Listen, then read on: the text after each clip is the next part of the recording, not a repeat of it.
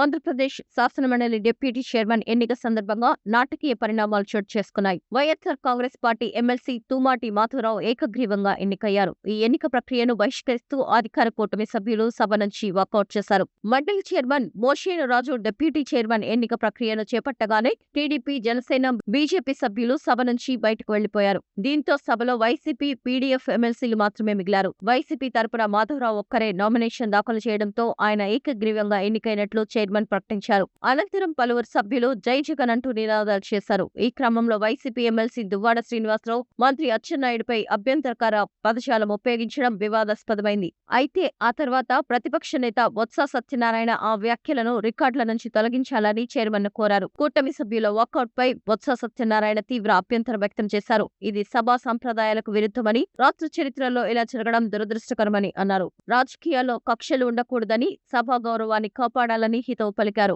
ఎన్నిక ముగిసిన అనంతరం నూతన డిప్యూటీ చైర్మన్ మాధవరావు వైసీపీ అధినేత వైఎస్ జగన్మోహన్ రెడ్డిని ఆయన క్యాంపు కార్యాలయంలో కలిసి కృతజ్ఞతలు తెలిపారు.